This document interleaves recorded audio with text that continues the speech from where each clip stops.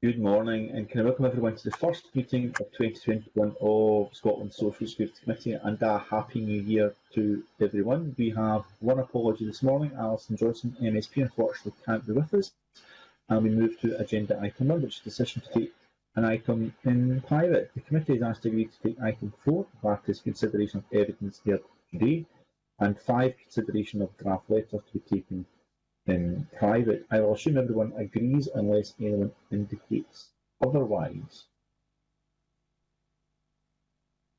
Okay, no one indicating otherwise, that is then agreed. And we move to agenda item 2, the 2019-20 audit of Social Security Scotland. The committee will now take evidence on the 1920 audit of Social Security Scotland report, and I welcome Stephen Boyle, Auditor General for Scotland, and Carol Grant, the Audit Director. Thank you both of you this morning for your presence. I know it's just a brief visit because you've got a 10 AM committee meeting elsewhere within the virtual parliament, so to speak, so we really appreciate your attendance, and can invite Stephen Boyle to make a short opening statement. Good morning, Convener. Delighted to be able to join the committee this morning. My report this morning brings to the Parliament's attention the appointed auditor's qualified opinion. It also provides an update on the progress Social Security Scotland has made on establishing its error and fraud management arrangements. The Auditor of Social Security Scotland qualified his opinion on estimated levels of fraud and error for £14.8 million in carers allowance expenditure, around 5.2% of the total benefit. That expenditure was not in line with the relevant legislation. The Auditor similarly qualified his regularity opinion of this expenditure 2018-19 accounts. It's important to say that this does not affect other aspects of Social Security Scotland's annual reporting account. The Auditor has given an unqualified opinion on the information reported in it, which means he is content that they show a true and fair view and follow all relevant accounting standards. Carers allowance is delivered by the UK Department of Work and Pensions on the Scottish Government's behalf through an agency agreement. Due to this delivery arrangement, Social Security Scotland is reliant on the DWP's estimates of error and fraud. Other benefits which Social Security Scotland was accountable for in 2019 are not affected by this same regularity issue. It is nonetheless important for Social Security Scotland to understand the levels of error and fraud in these benefits. With further benefits now devolved from the 1st of April 2020, impact of error and fraud will remain. Social Security Scotland has strengthened its arrangements for the prevention and detection of error and fraud over the past year and has increased its staffing plans. Continued development is needed in some key areas, including ongoing development of systems, guidance on determining residency, and establishing its own arrangements for estimating and reporting on error and fraud within the system. Our report also looks ahead to issues and challenges for Social Security Scotland due to the COVID-19. It is now responsible for a range of complex and high-value benefits. Continuing impact of the pandemic increases uncertainty and financial risk in an already challenging environment. The implications of changes to delivery timelines, arrangement for benefit delivery, and benefit eligibility and uptake rates will be complex to manage. Social Security Scotland has adapted quickly to the immediate operational challenges of the pandemic, allowing it to maintain administration of benefits while addressing safe working for its staff. It has continued to recruit preparation for the delivery of new benefits using digital approaches. We will assess the detail of these arrangements in our audit work. Vera, Carol and I are delighted to answer the committee's questions. Thanks very much, Stephen Boyle. We got your opening statement. I think your volume was fluctuating a little bit, so there was a little bit missing, but we got the core of it, so that was very helpful. Thank you. I did want to ask a couple of questions around error and fraud, but I think it's really important as a caveat that when we have those kind of discussions, particularly as the Social Security Committee, we just put on record that the vast majority of people claiming benefits do so because they are an absolute need, and fraud is minimal. I just kind of want to put that on the record. But it is, of course, important to make sure we've got appropriate error and fraud measures in place. with any system. So I see you've said, I know it's an agency agreement, but it's 5.2% is the level of error and fraud for carers allowance. Can I ask, I mean, that's a number, relatively small number, it's a number, I have nothing really to compare that with. So is that higher than you would anticipate, lower than you would anticipate, and how does it compare to other, say, UK benefits? I'll come on to Scottish benefits in a second, other UK benefits or other benefits operating under an agency agreement, because 5.2% is a number. Can you maybe bring it to life for me for what that compares to other fraud levels? Thank you, Kabir. I'll start and I'll ask Carol to come in to comment if she chooses to. I think the first thing to say about carers allowance this year is that we have a reliable number of the extent of error and fraud the Scottish system this year of the 5.2% mentioned. In last year's report, where the auditor also qualified his regularity opinion, what we were saying is that the number wasn't yet reliable, in that the estimates that the DWP used to arrive at that number dated back to work that they had undertaken in the mid-1990s, really an extent that quite out of date and no longer reliable. So that number is now updated, is a good starting point and allows both the DWP and Social Security Scotland to have more of an idea as to its own parameters, any associated activity that it wishes to undertake to tackle error and fraud. I'll say one more thing and I'll invite Carol in. I think, as I recall, you're right, there's a range of error and fraud levels across benefit levels across the UK. Some of, I think I'm right in saying, extend towards 10% of expected error and fraud levels, and I may be right in saying that is the case for universal credit. Many of these numbers are set out in the National Audit Office own audit of the DWP and the range of benefits. So you're right when you say, Convener, that there is a range of error and fraud levels and not a uniform pattern across benefit levels across Scotland and the UK. But I'll pause for a second and invite Carol to say if there's any more detailed comments she wishes to. Thank you. Thank you, Auditor General. I guess I would point to a couple of paragraphs within our Section 22 report. As Stephen mentioned, at paragraph 20, we talk about some of the qualifying benefits, so income support and universal credit, and the range for their benefits is 3.9% up to, as Stephen said, 9.4%. I think it's important to say, as the new benefits come on stream, this becomes an area of even greater focus. So as we pick up in paragraph 40, we talk about some of the overpayment rates in some of the new benefit streams that have come on. And the key thing for us is about Social Security Scotland building their understanding of the rates that exist within the different benefit streams, and using that to then inform their decision making around the control environment, around the processes, because it should help inform what that tells them about the benefit streams and the arrangements they have in place.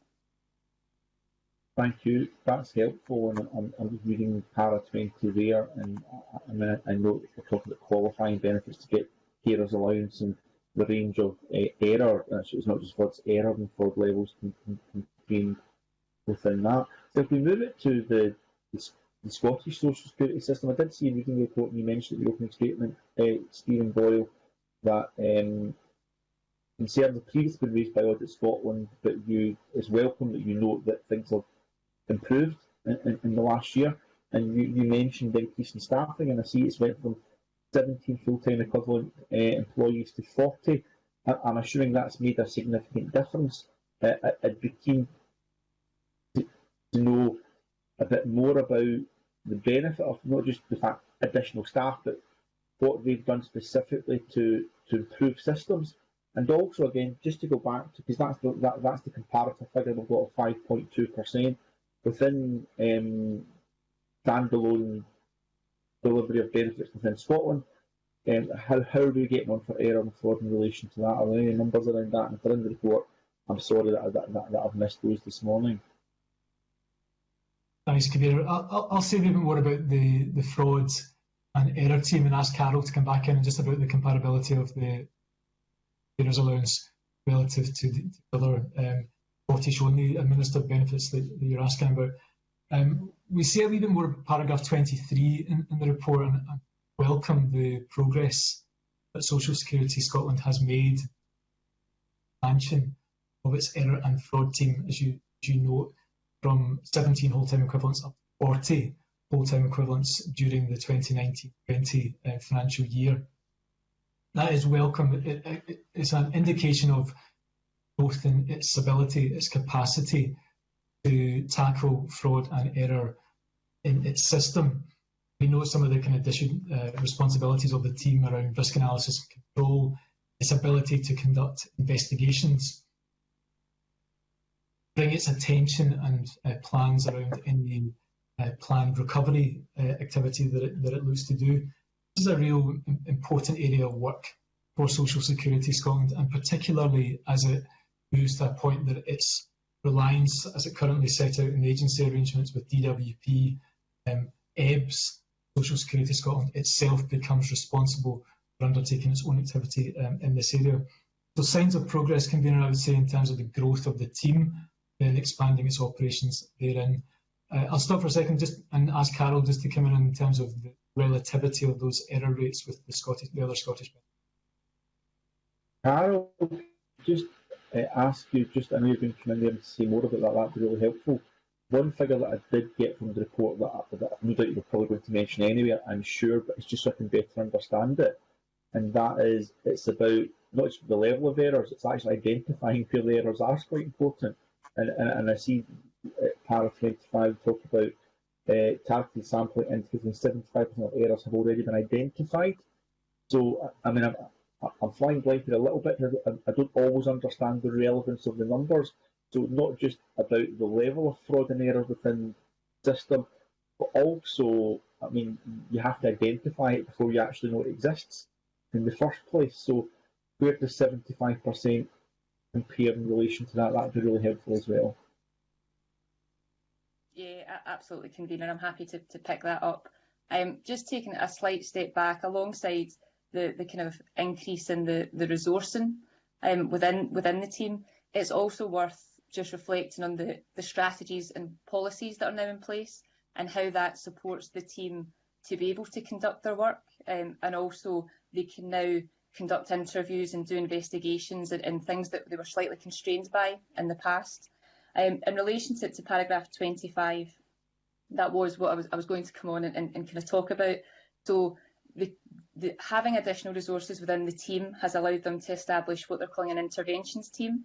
And what they have done is some exercises selecting a sample to help them understand what's going on in the system. So that the 75% that you pick up on, going backwards from that, what they did was they had a sample, and from the sample of high risk, they had identified, as they picked their sample, high risk cases, there was an error rate of 43%. But when they looked into it further, the 75% is what their system, their processes, their staffing had already picked up and has already sought to address through their normal processes.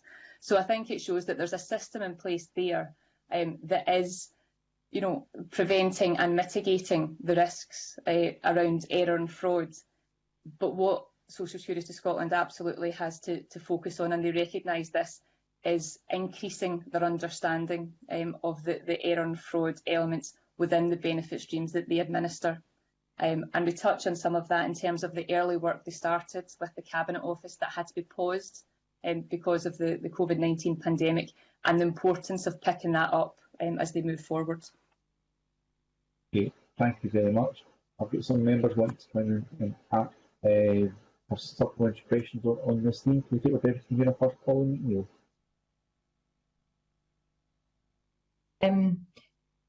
I wanted to ask about, so residency is one of the things that was picked up as being an issue for error. And in fact, I think Jeremy Balfour pursued this issue quite vigorously at the time when we were looking at the Act and regulations. Can you say any more about why residency is a particular problem for the agency? Good morning. Yes, I think you're right. I think if the members maybe recall, actually, the much of the interest of this was about some of the interpretation of the application and eligibility for benefits. So you're right, it's not an entirely new theme in terms of this report.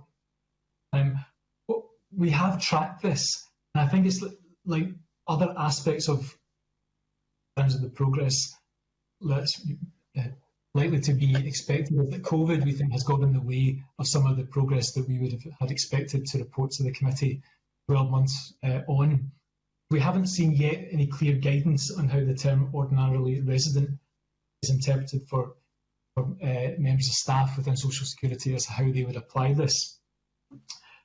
So effectively, it looks like we're reporting a holding position to the committee, and one that we would expect to report further progress on during the current year and potentially also into 21-22.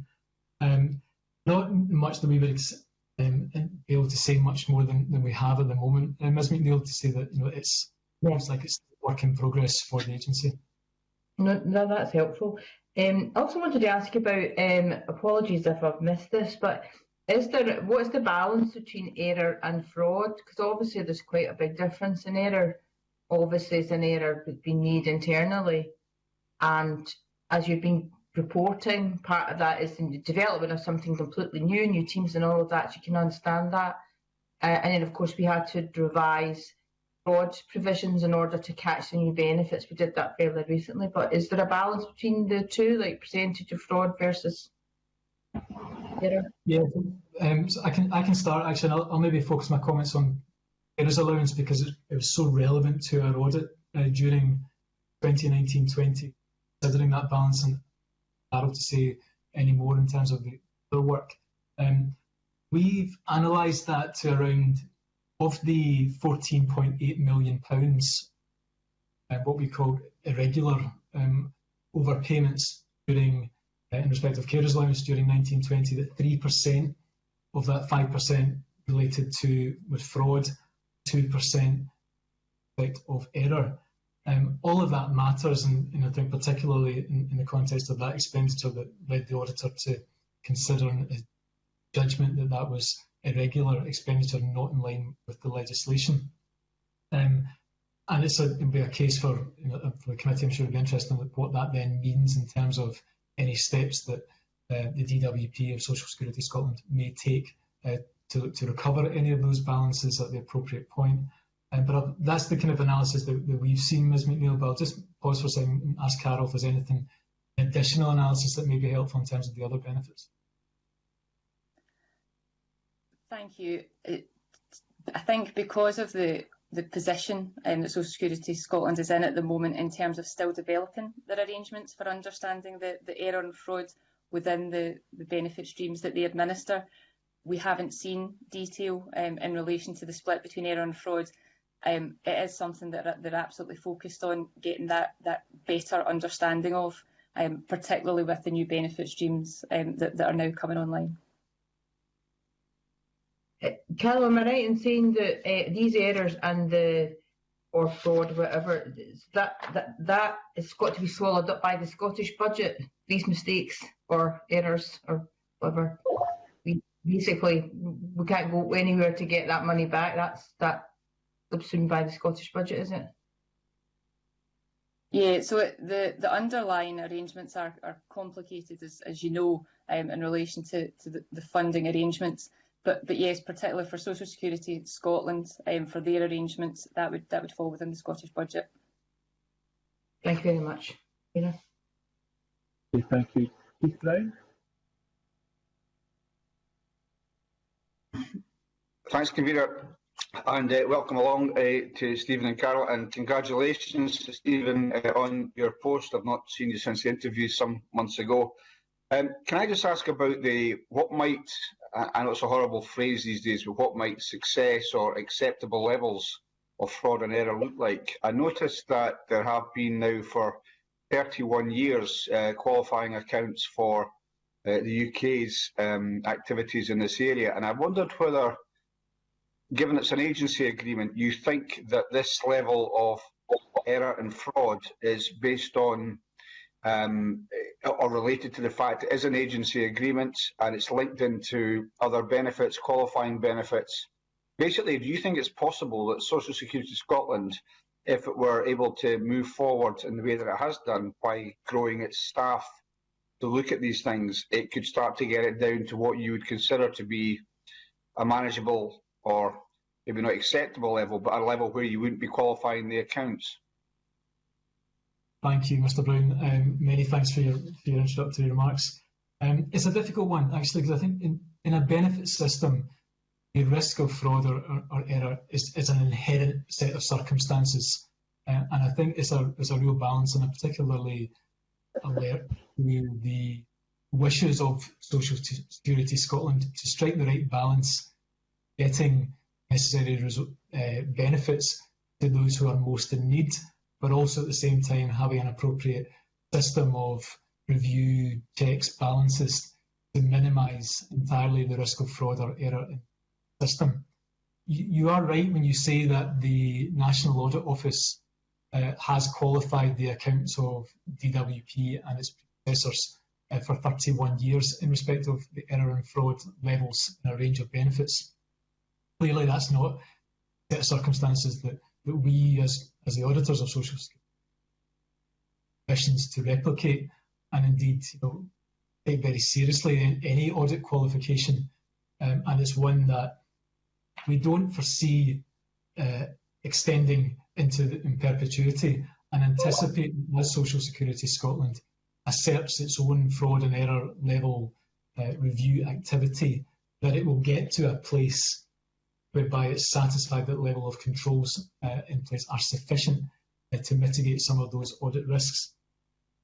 It's a really important question, and it's one that Social Security will be giving considerable thought and attention to, as to how to have that manageability and strike that appropriate balance between, as I say, paying benefits to those who are most in need, but at the same time having the appropriate systems of checks and balance. It's a real test for management of the organisation to have those parameters and to.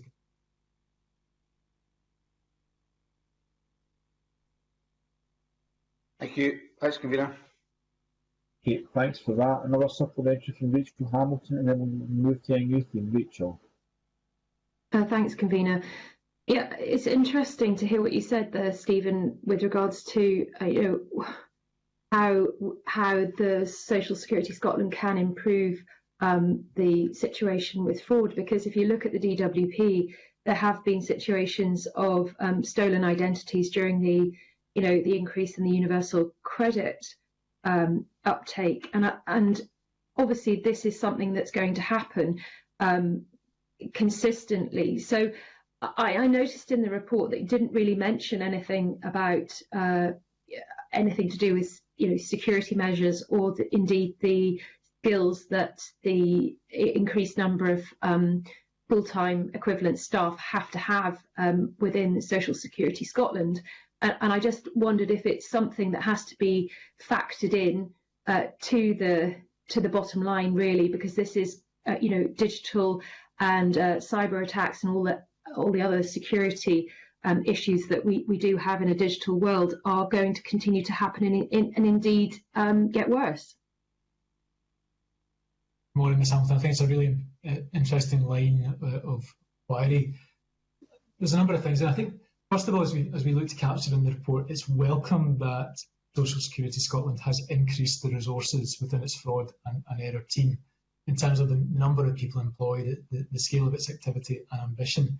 They're not there yet. I think it is clear, and Carol mentioned a few moments ago, is that some of the planned activity to bring itself up to the level that it wants to involved some interaction, training with the Cabinet Office about tapping into some of that expertise around types, nature of error and fraud that takes place, particularly, as you rightly mentioned, in terms of digital activities that may bring exposure into some of the payment of benefits. Some of that has unfortunately been interrupted by the pandemic, but it is really important that as this team asserts itself less reliant, as the agency itself assumes full executive competency for all of the benefits, that its fraud and error arrangements mirror that growth, asserting its ability to do so. There's undoubtedly risk around. I think that's the kind of key point of the pandemic, both in claims for universal credit and the passport nature of some of those benefits will then bring additional risk to some of the level of fraud and error that Social Security Scotland is responsible for. We'll continue to track that through our own audit work. We know the agency is alert to these risks too, but I think it will be a period of time yet before we're able to comment definitively on the extent to which Social Security Scotland's own error and fraud arrangements are exactly where they want them to be, where they can assert all of those arrangements in their own right. Thank you. Okay, thanks, Rachel Hamilton. And we'll move to Jeremy Balfour to be followed by Shona Robinson.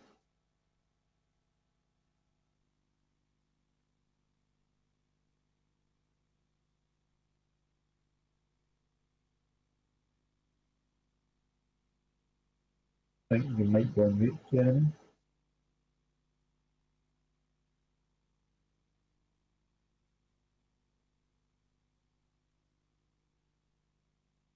We'll give it a few seconds. If we can't hear you, Jeremy, what we'll do is we'll take Shona and we'll come back to yourself and maybe get your sign sorted and we'll try one more time.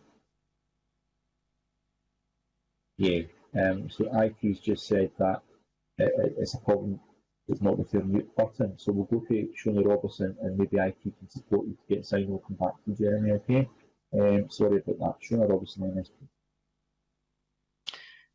Good morning, and can I just add my comments to that? Those of Keith Brown and welcoming Stephen. I wanted just to touch on paragraphs 45 to 48 on COVID-19 benefit eligibility and uptake, and it's really just a forward look. It's not something we can get into in any detail today, but paragraph 48.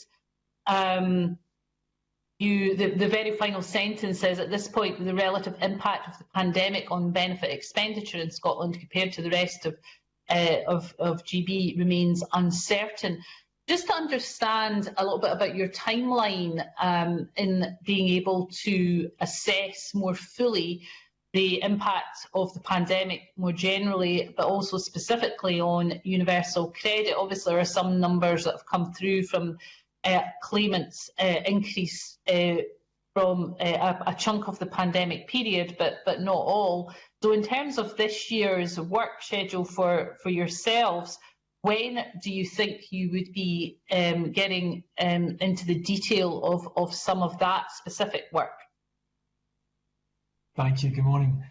Yes, you're quite right. I think we are, like many organisations, are tracking weekly, daily, the impact of the pandemic and what that means for the bodies that we're responsible for auditing. There's a couple of areas maybe worth touching on. We'll continue to do that absolutely through the audit that Carol leads of Social Security Scotland to monitor and track its performance, what that means for its own expenditure levels. And we'll report to the agency and to Parliament during the course of 2021 on what that's meant for its performance, both in financial and delivery terms. We're similarly, well, I think in terms of key milestones, awaiting the Parliament's consideration of the budget at the end of this month, drawing on, as we touched on in the previous paragraph that you mentioned about the Fiscal Commission's assumptions around benefit uptake. And there's a couple of strands. We mentioned the Social Security Scotland activity, so we're looking at that in our forward work programme as well, consider options to supplement what we'll do through the audit of the agency with some additional reporting.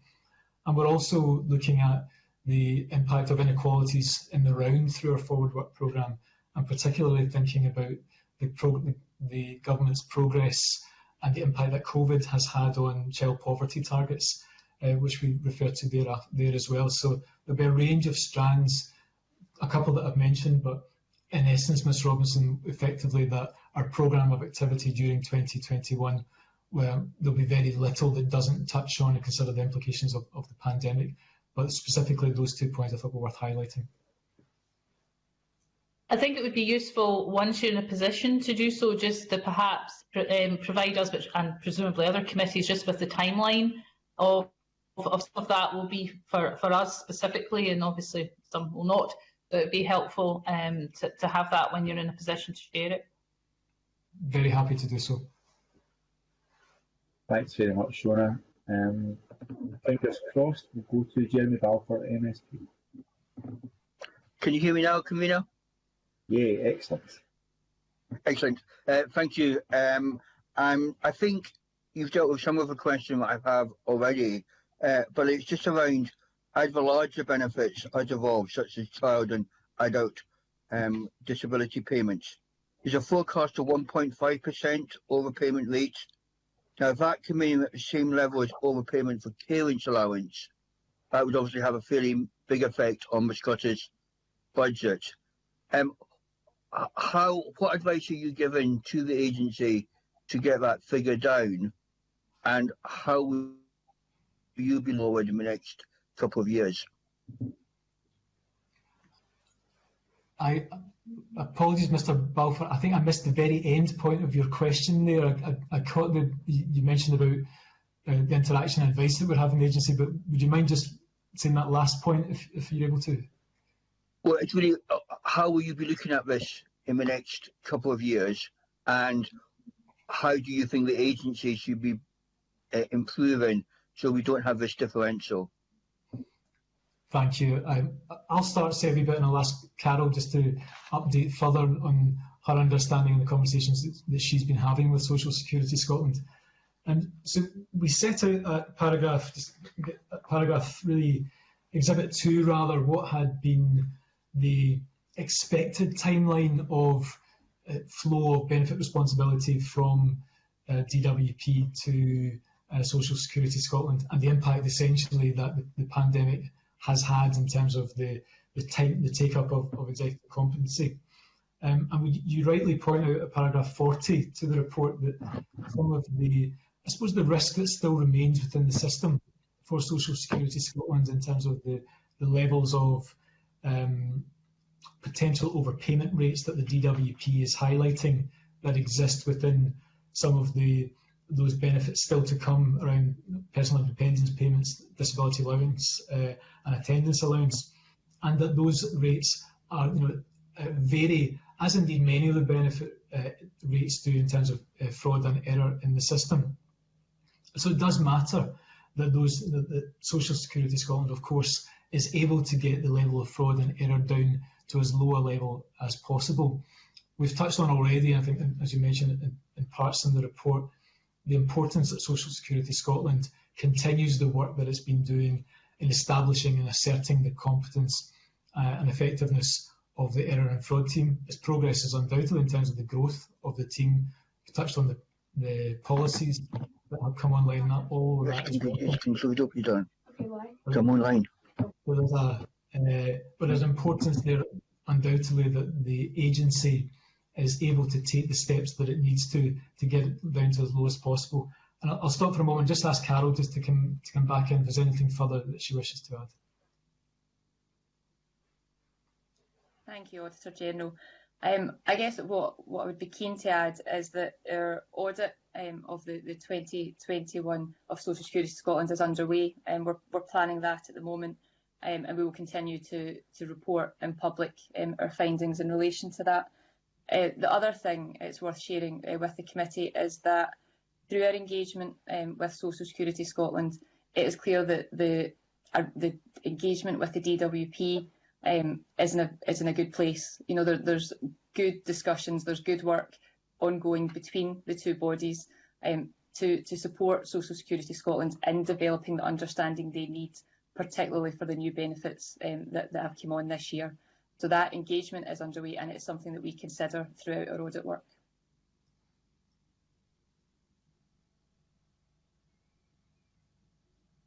Jeremy, do you want to come back in?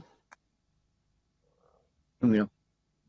Okay. Are there any other questions from members at this point?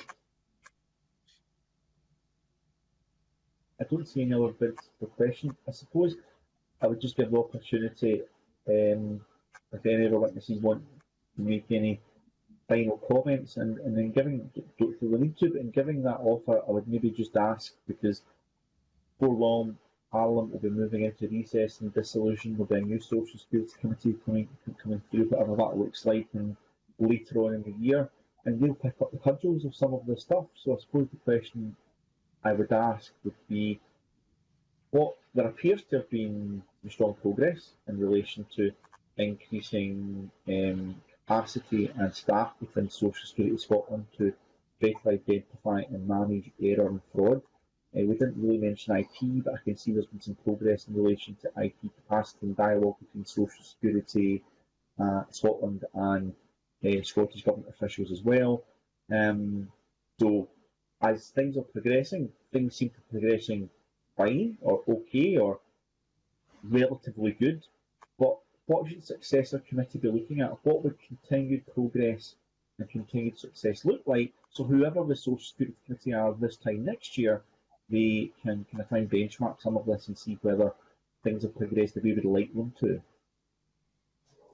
I think it's a really interesting theme, Convener, and I should say we'd be delighted to return to speak to the successor committee to update them on the progress of our work, both in terms of the audit of Social Security Scotland and then our wider work looking at the impact of COVID. I think it'll be really interesting, as the year progresses and we see the real impact of the pandemic and what that means both for the impact of inequalities that we'll pick up through our work programme and what it means also for the agency itself. We touch on a number of points in the report that the pandemic has interrupted some of the steps that the agency had planned to take to both in terms of assuming responsibility for the payment of some of the benefits and similarly in terms of some of its further development of its error and fraud activity. That makes it difficult, clearly, to, I suppose, to have a linear timeline of comparability of progress, but it's important nonetheless that it's still able to do that, that your committee is similarly able to kind of track that progress. And it's undoubtedly a key plank of our work and the interaction that Carol and the team have with the agency. So to reassure the committee, it's entirely on our radar. We'll be continuing to report during the course of the year, and we'll be delighted to stay in touch with the committee on our progress, and more than happy to come back and update you on that personally. I'm just seeing that Keith Brown MSP is putting out a wee sneaky last minute request for a question, but we have time for that, Mr. Brown. So you can ask the last question, and we can close the section meeting after that. Keith Brown MSP. Thanks, Convener. I just wondered whether, going back to the point as to whether the levels of error and fraud which have led to the qualification of the accounts is intrinsic to the fact that it might be an agency agreement, or it's intrinsic to the fact that it's linked into a bigger set of benefits, qualifying benefits, or is it intrinsic to the fact that it's a demand-led budget which you refer to in your report? I know that, for example, one of the schemes lodged by the UK government on is either business support or furlough payments has over 21,000 apparent fraudulent claims against it. So demand-led budgets are like this. But I suppose the important question is for the committee, and I'm sure we all hope to be back here on the Social Security Committee in a few months' time. For the committee, would we get the assistance of Audit Scotland in relation to providing kind of, if you like, targets as to what we should be aiming? We shouldn't just accept because an agency agreement we're locked into historically high levels of error and fraud. What would be, useful targets? I know Social Security Scotland will have their own targets, but for Audit Scotland to actually maybe helpfully say this is what would be an acceptable level of error or fraud, and that we can work towards that. It's a really interesting point, and as you would expect, we give it a real lot of consideration. I know Carol and the audit team thought very carefully about the nature of the qualification. To digress briefly, it says that because there's error and fraud in the system, it doesn't automatically trigger a qualification. And I appreciate that the committee's got a fair degree of insight into this, but the nature of the determinations and the compliance with legislation influence that. So that there is error and fraud in a benefit system, or a particular type of benefit, doesn't then automatically result in an audit qualification. But the construction of the legislation in relation to carers allowance does lead to that level. And it's always a matter of judgment. So we see that we touched on that around 5% of the balance of carers allowance that is paid in Scotland by DWP, as you say, was of sufficient levels of, as ever we base judgment around materiality, that was of a high enough level to warrant the auditor drawing attention to it in his audit opinion. A lower level than that, I think we would hesitate to say exactly what that level would be, would cause a judgment to swing the other way, to say that we consider that to be not of a material balance. I suppose we expect to see progress. Mr. Brown, I guess, is the key point, and particularly as the agency moves on with the growth of its error and fraud and those arrangements expanding, we anticipate that we won't be in the situation that the DWP has been in for so many years of that perpetual qualification.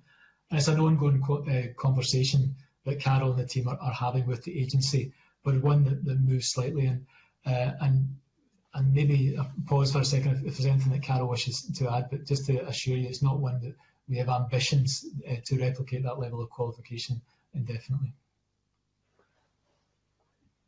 Thank you, Auditor General.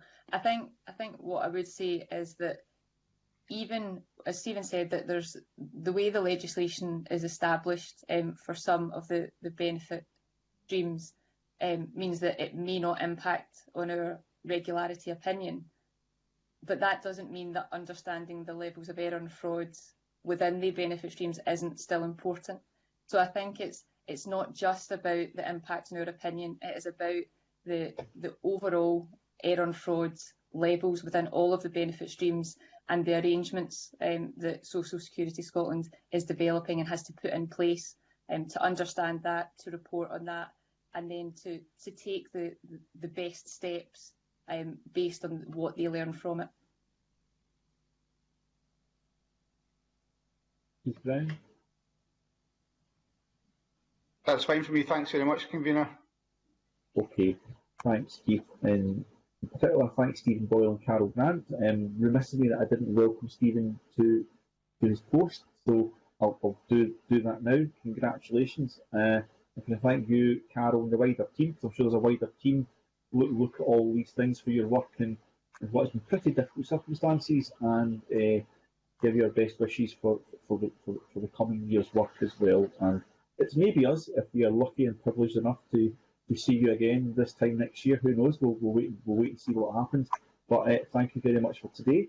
That ends agenda item 2, and we now move to agenda item 3, which is on subordinate legislation. And can I refer members to paper 3, note by the committee clerk. The committee is invited to consider the Council Tax Reduction Scotland Amendment Number 4 of Regulations 2020 SSI 2020/413, subject to the negative procedure. The instrument makes amendments to fully disregard payments of Scottish Child Payment and winter heating assistance when calculating entitlement to council tax reduction. It also makes adjustments following DWP's universal credit, pensions age run-on changes, and removes outdated provisions. Are members content to note this instrument? If that is the case, we'll assume that's noted unless anything appears in the chat box just now.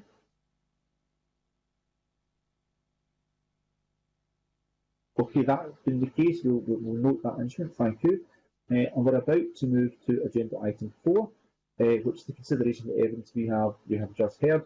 As previously agreed, that will be in private session on our platform. So thank you everyone again for this morning, and I'll see MSPs shortly on the other platform for agenda item 4, and I'll close the public section of this meeting.